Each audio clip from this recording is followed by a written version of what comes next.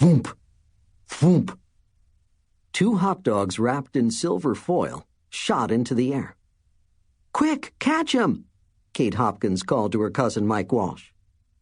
They were on the walkway overlooking the Philadelphia Phillies baseball field. But the hot dog missiles soared far to the right. They dropped straight into the hands of fans in the outfield seats. "Drat!" Mike said. "That wasn't even close." "Don't worry," Kate said. "He'll be back." The Phillies' big green mascot, the Phillie Phanatic, was zipping across the field on the back of an ATV.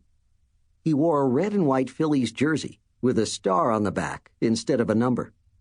Mounted in front of him was a cannon shaped like a huge hot dog.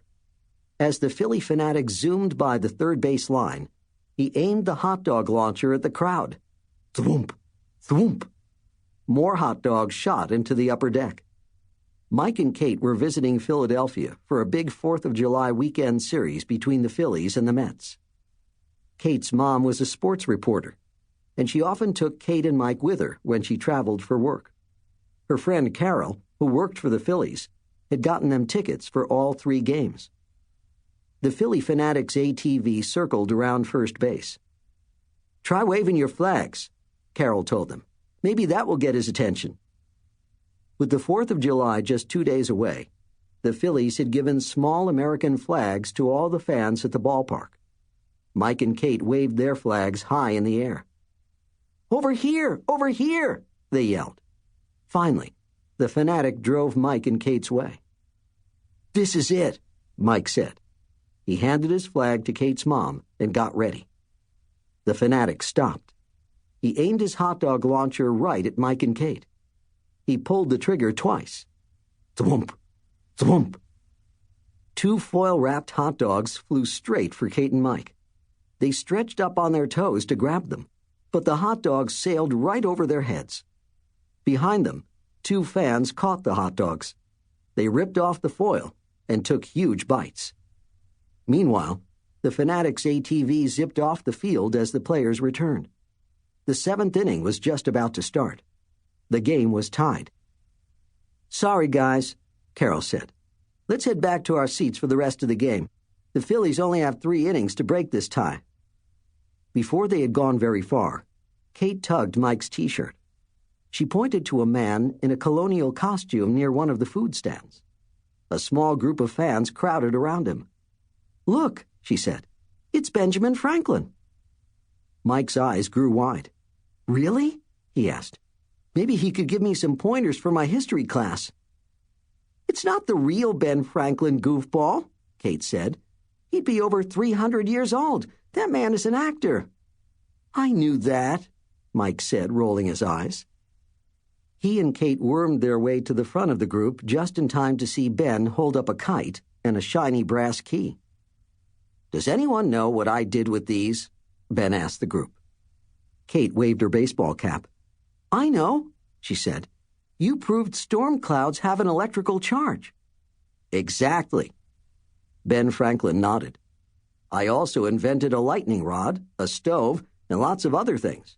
Can you guess one of them?" "Well, I know you didn't invent baseball," Mike said. Ben Franklin smiled. "No, but I did invent bifocal glasses," he said, touching the old-fashioned eyeglasses he wore.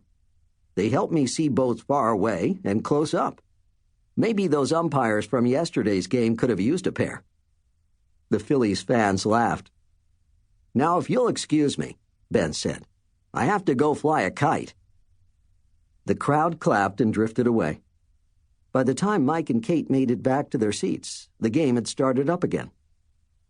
For the next couple of innings, it seemed like the Phillies couldn't catch a break. They didn't get any runs in the 7th. The Mets scored 3 in the 8th. By the bottom of the 9th, the Phillies needed 3 runs to tie and send the game into extra innings. The first batter got a single, but the next 2 batters struck out. 1 more out, and the Phillies would lose the game. Poodles McGuire, the Phillies' tough little shortstop, stepped up to the plate. He was famous for making big hits just when the team needed them. Poodles let the first pitch go by. "Strike!" "Come on, Poodles!" Kate yelled. She waved her flag wildly. Mike stamped his foot and whistled. When the second pitch came in, Poodles swiveled his hips and swung with all his might. Pow! Mike and Kate jumped to their feet. The ball blasted off the bat. It flew high over the outfield. Home run! As Poodles rounded the bases, a neon Liberty Bell behind the outfield lit up and swung from side to side. Bright blue stars in the bell flashed on and off. A great gonging sound echoed through the stadium. Wow, what's that? Mike asked. Carol leaned over to explain to Mike and Kate. It's a giant Liberty Bell made of neon lights, she said. When a Phillies player hits a home run, it lights up and looks like it's swinging back and forth. Poodles crossed home plate. Now the Phillies were only behind by 1 run. Nolan Addison, the Phillies' right fielder and power hitter, strode up to the batter's box. The crowd roared. Nolan twisted his cleats in the dirt and waited for the pitch. The Mets pitcher didn't waste any time. He hurled a fastball. Nolan swung from his heels. The bat struck the baseball with brute force. Crack! But instead of the ball launching over the fence, Nolan's bat cracked apart. The ball bounced weakly to the pitcher, but pieces of the shattered bat flew everywhere. "Watch out!" Kate cried. A large piece of the bat was coming right at them.